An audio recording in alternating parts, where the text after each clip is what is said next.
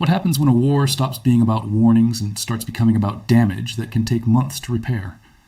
Because that is the line this conflict may have just crossed. And once that line is crossed, nobody can honestly say they know where the next stage ends. Before we go one step deeper, hit like, subscribe, and share this video with someone who follows global conflict closely, because the next few minutes may explain more than a week of headlines ever could. In the last day, the story stopped being about one strike, one retaliation, or one angry speech. It became a story about systems, systems of pressure, systems of supply, systems of fear. And if the early reports are accurate, the United States did not just hit Iranian military equipment. It hit the structure that helps military power move, survive, and return. That is why the bridge strikes matter so much. A missile storage site can be replaced. A drone launcher can be moved. A radar position can be rebuilt. But when bridges are hit, especially rail bridges or key transport links, the damage spreads far beyond the blast itself. Suddenly fuel moves slower, ammunition moves slower, heavy equipment moves slower, reinforcements arrive later, repairs become harder. Every delayed train, every rerouted truck, every missing shipment starts to pile up into a larger problem. That is what makes this moment feel different. Official U.S. Central Command statements say American forces struck about 90 Iranian military targets on July 8th, after hitting about 80 targets the night before. The stated goal was to degrade Iran's ability to threaten commercial shipping. This was to protect civilian mariners in the Strait of Hormuz. The targets listed by CENTCOM included air defense systems, also coastal surveillance assets, missile and drone storage sites, naval capabilities, and logistics infrastructure along Iran's coastline. That is already a major escalation on its own. But multiple reports also point to bridges and transport infrastructure being hit deeper inside Iran. And once a military campaign starts touching logistics in that way, you are no longer looking at a quick slapback. You are looking at an effort to reduce what the other side can do next week, next month, and maybe even longer. To understand why that matters, we have to zoom out. The Strait of Hormuz is one of the most important waterways on Earth. It is narrow, crowded, and tense. It is absolutely central to the global energy system. A huge share of the world's seaborne oil passes through it. If shipping there becomes too dangerous, the shock does not stay in the Gulf. It travels outward through fuel prices. It affects insurance costs, shipping rates, and political panic. That is why every threat in that area carries weight. Iran has understood that reality for years. It has long relied on asymmetric pressure instead of matching the U.S. head-on. The logic is simple. If you cannot overpower a stronger military head-on, you raise the cost of operating near you. You use missiles, drones, fast boats, surveillance, harassment, and uncertainty. You make every captain, insurer, and government ask the same question: is this route still safe enough to trust? That strategy does not need a total blockade to work. It only needs enough danger, disruption, and fear to shake confidence. And that appears to be what Washington was trying to stop. If you read the official language carefully, the United States is framing these strikes as an effort to protect freedom of navigation. That matters because it tells us how Washington wants this campaign to be understood. Not as random punishment, not as a symbolic flex, but as a direct response to threats in one of the world's most sensitive trade arteries. Still, intentions are one thing, consequences are another. Once you strike around 90 targets in a single wave after already striking around 80 the day before, nobody in the region will treat that as routine. That is not a warning shot. That is a large operational package. It suggests planning, target selection, sequencing, and a willingness to sustain pressure. And if bridges were part of that package, then the message becomes even louder. This is about more than destroying launch points. It is about damaging the network behind the launch points. That is why military analysts pay such close attention to what kind of infrastructure gets hit. The target list tells you what commanders think the real center of gravity is. If you focus only on launchers, you're trying to stop immediate attacks. If you also hit logistics, you weaken the enemy. If you hit transport, ports, and coordination nodes, you may be trying to weaken the ability to recover it all. Now think about how that looks from Tehran. From Iran's perspective, this is not just an attack on hardware. It is pressure on credibility, pressure on deterrence, pressure on the image of strength that the Iranian system, especially the Revolutionary Guard, works very hard to project. If Iran absorbs this quietly, it risks looking weak. If it responds too hard, it risks inviting even heavier strikes. That is the trap. And early reports suggest Iran did respond. Reuters and other outlets reported that after the U.S. strikes, Iran targeted sites in Bahrain and Kuwait. Al Jazeera also reported strikes across southern Iranian port cities and said transport infrastructure, including bridges, was hit. Even before the full damage picture is clear, the pattern is already visible. This is not one action followed by silence. This is action, reaction, warning, and preparation for more. That is when a crisis becomes dangerous, not when the first explosions happen. But when both sides start acting as if more explosions are now normal, because once that happens, each side stops asking, how do we avoid the next strike? And starts asking, how do we shape the next round? That change in mindset is a sign the conflict is entering a harsher phase. And there's another reason this moment matters. The bridge strikes do not just affect military movement. They also send a psychological signal. They tell Iran that the United States is willing to touch assets tied to endurance. That creates a different kind of fear. A destroyed launcher is dramatic. A severed bridge is strategic. It tells you the other side is thinking beyond tonight. That is why people who watch war closely often say logistics is where campaigns are really decided. Frontline fire gets the headlines, supply gets the result, armies move on fuel. Missiles need transport, drones need parts, radar needs power, men need orders, food, routes, timing, and backups. Without a working logistics chain, even a dangerous force begins to slow down. And slowing down in war can be fatal. Now add the geography. Iran is not a tiny battlefield where every target sits next to the coast. It is a large country with depth, redundancy, and years of preparation. That means any serious strike campaign has to do more than land a few dramatic hits. It has to keep pressure on multiple points at once. If one site goes dark, another can take over. If one road closes, another route may be used. If one depot is destroyed, a backup network may already exist. That is why striking bridges becomes so important. Bridges are connectors. They are the bones between muscles. Break enough of them, and even surviving assets become harder to use. But here is where the story gets even more serious. A campaign like this is not just about capability, it is about time. How fast can the United States keep striking? How fast can Iran repair, relocate, or adapt? How long can regional governments tolerate incoming missiles or rising risk?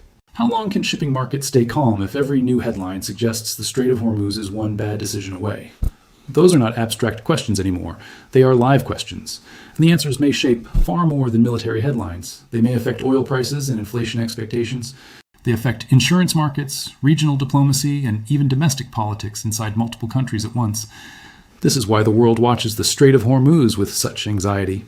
It is not just because ships pass through. It is because so many larger systems depend on it staying open, predictable, and insurable. Once confidence in that corridor cracks, the economic effects can begin before any full shutdown even happens. In other words, the fear itself has market value.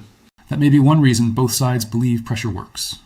Iran may believe it can create threat to keep the world nervous. The United States may believe it has to hit hard enough to convince everyone that Iran's tools are reduced. Both sides are trying to shape perception as much as reality. And in modern conflict, perception matters almost as much as the battlefield. If commercial operators think attacks will continue, they change behavior. If regional states think the crisis is expanding, they prepare for spillover. If militias and proxy groups think escalation is rewarded, they may act more boldly. If commanders on either side think they are already in a longer fight, they become more willing to accept risk. That is why one of the most important questions right now is not just what was hit, but what each side believes the other side is willing to do next. If Washington believes Tehran is preparing broader retaliation, it may intensify pressure now rather than later. If Tehran believes Washington has shifted to sustained degradation, it may feel compelled to answer in ways that prove reach. That is how spirals begin, and spirals are hardest to stop when neither side wants to look like the first to blink. If this breakdown is helping you see the bigger picture, subscribe right now and send this video to a friend. The next phase of this story may move fast. There's also a deeper military lesson hidden inside the story. For years, many regional confrontations have lived in a gray zone. Enough violence to send a message, not total war. Enough pressure to test limits, not enough to permanently erase them. That gray zone depends on restraint. Each side knows where the usual lines are. Each side pushes them, but usually not too far, too fast. Bridge strikes challenge that pattern. Why? Because they suggest a willingness to go after the machinery of continuation. They are not just a response to what was fired yesterday. They may be a response to what they could fire tomorrow. That difference matters. When a military begins targeting regeneration, it is no longer satisfied with temporary suppression. It may want structural slowdown. It may want cumulative damage. It may want the adversary to spend weeks recovering. That does not automatically mean a full war is coming. But the logic of the conflict is becoming heavier, more deliberate, more punishing, more difficult to reverse. And reversibility is everything in crisis management. A radar station can be destroyed and replaced. A broken bridge cripples transport for weeks and becomes a reminder. Every repair crew and stalled convoy becomes proof that escalation left a mark that speeches cannot erase. Then there's the command issue. Knowing who actually controls the next move is the hardest part. Official governments speak, militaries act, intelligence services prepare, proxies watch and wait. In that environment, the danger is not just policy, the danger is momentum. If a powerful military publicly signals that retaliation has begun in stages, it creates pressure to keep going. Backing down can look like weakness. Institutions care deeply about image, prestige, discipline, and internal morale. Once a public promise is made, it can become harder to retreat from than outsiders realize. That is why conflicts sometimes escalate even when top leaders know the risks. Not because everyone is irrational, but because different parts of the system are responding to different fears. One side fears looking weak. Another fears losing deterrence. Another fears domestic embarrassment. Another fears that if it does not hit now, it will face a worse battlefield later. Put all of that together, and what you get is a machine that may keep moving without a destination. That is what should worry viewers tonight. Not just the size of the strikes, not just the number of targets, but the possibility that both sides are now feeding a cycle that becomes harder to control with every new round. And we should be honest about something else. Big strike numbers do not always tell the whole truth about effectiveness. Hitting 90 targets sounds overwhelming. But the real question is what kind of damage was done to key systems. Were important assets truly eliminated or simply moved? Did the strikes break the backbone of the network? That answer takes time.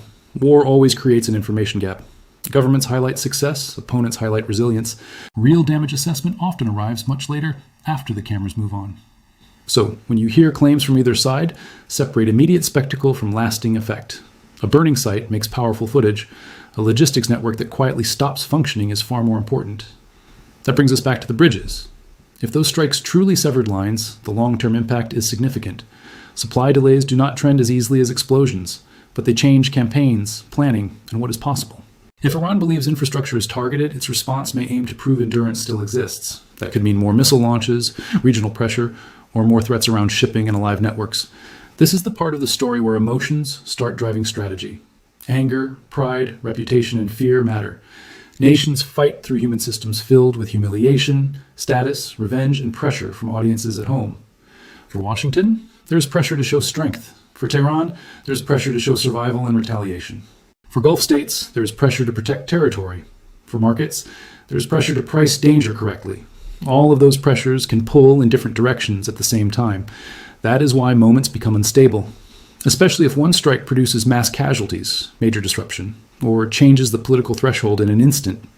History shows not every escalation is planned. Sometimes one side tries to send a message and sends a shock. And once a shock happens, leaders stop asking what is wise and start asking what is necessary. That is when the room for restraint shrinks. There is also the question of durability and absorbing damage. Iran has spent years preparing for pressure, dispersing assets, hardening facilities, and building layers of redundancy. The United States may need repeated action for lasting effects, but repeated action creates chances for retaliation. That is the ugly arithmetic of escalation. Every attempt to control the battlefield can widen the battlefield. Every attempt to restore deterrence can test deterrence. Every attempt to manage the crisis can deepen the crisis. So when people ask whether the bridge strikes are important, the answer is yes, for 3 reasons. First, they suggest a campaign aimed at logistics. Second, they imply a longer time horizon because of transport damage. Third, they send a signal to Iran that the United States may be willing to impose structural costs. And that third point may be the most dangerous of all because each side starts thinking about endurance. Now let's talk about the most important question of all. What happens next? Possibilities include controlled escalation, where both sides keep hitting in measured ways to show resolve. The second is expanding retaliation, where regional sites get targeted and countries face direct security decisions. The third is a sudden shock event where one missile hits the wrong place and compresses decision time. The fourth is quiet back-channel de-escalation, where messages move through intermediaries to create an off-ramp. The problem is that off-ramps work best before infrastructure damage starts creating its own momentum. A blown bridge is not easy to spin away. A retaliatory missile launch is not easy to erase. If you are still with me, type second stage in the comments, hit like, and share this analysis. If de-escalation does not begin soon, every next round becomes easier to imagine and harder to stop. The conflict will be shaped not by grand strategy, but by cumulative emotion and tactical momentum. That is rarely where wise outcomes come from. Old assumptions are no longer safe on the ground. Once the discussion shifts from drones to ports and inland transport, the scope of conflict looks wider. That is why every government statement right now sounds so careful. They want to reassure allies and warn enemies. Language can only do so much once infrastructure starts burning. What matters is if they gain more by stopping. The real question is whether either side can still imagine restraint without reading it as surrender. If the answer is no, then the bridge strikes shifted this confrontation from disruption to degradation and campaign.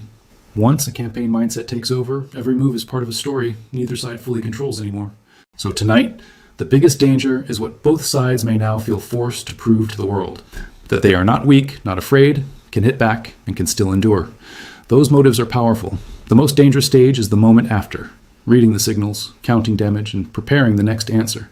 The bridges were hit. The message was sent. The region heard it. Now we see if the next stage has begun.